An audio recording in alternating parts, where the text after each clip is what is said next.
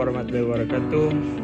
Saya Infojan Febian, mahasiswa semester 4 dari Prodi Teknik Informatika. Jadi video ini dibuat untuk memenuhi tugas perangkat lunak dari Bapak Fauji, Eskom Engineering. Jadi saya akan menjelaskan sejarah perkembangan perangkat lunak. Oke, jadi perkembangan perangkat lunak mengikuti perkembangan perangkat keras dan kebutuhan manusia dalam mengelola data, termasuk ke generasi pertama tahun 1940 sampai 1950 dengan bahasa mesin. Ciri-cirinya adalah yang pertama, perangkat lunak ditulis menggunakan bahasa mesin, machine language, yaitu kode biner 0 dan 1.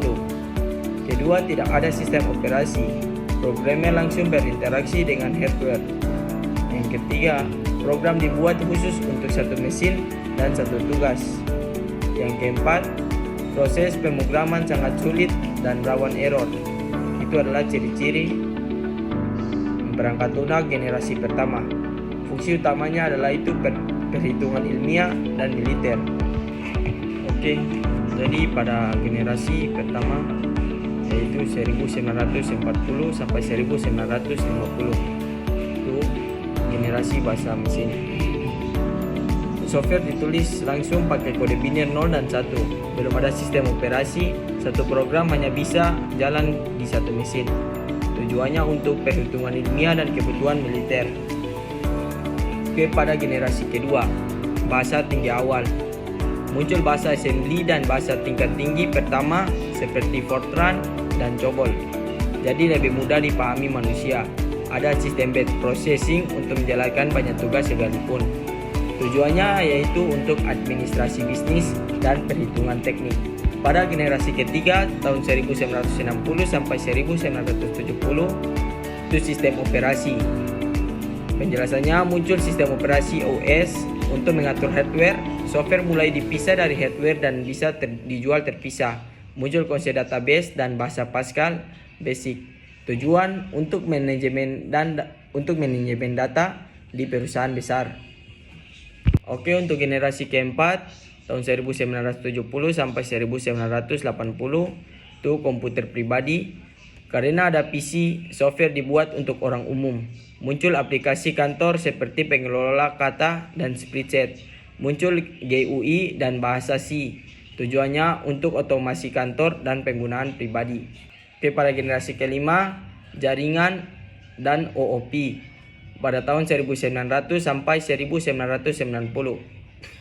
Penjelasannya, komputer mulai terhubung lewat jaringan.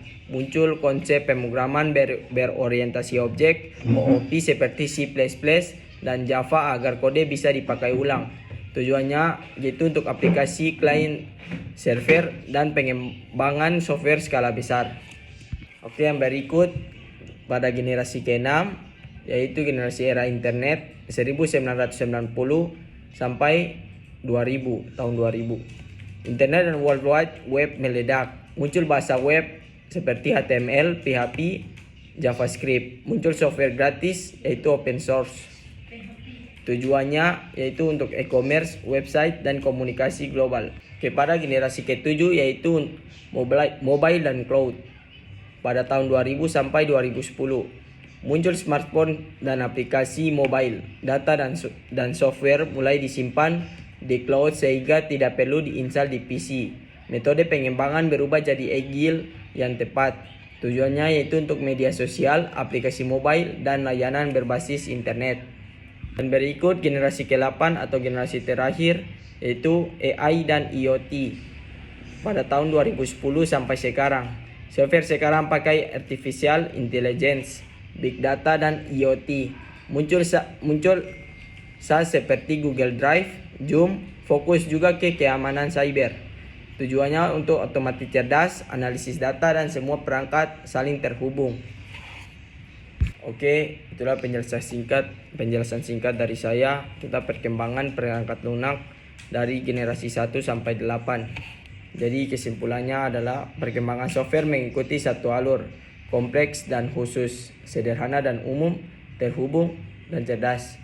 Tujuannya biar komputer semakin mudah dipakai dan bisa menyelesaikan masalah manusia yang semakin kompleks. Oke, sekian dari saya. Wabillahi taufiq wal hidayah. Assalamualaikum warahmatullahi wabarakatuh.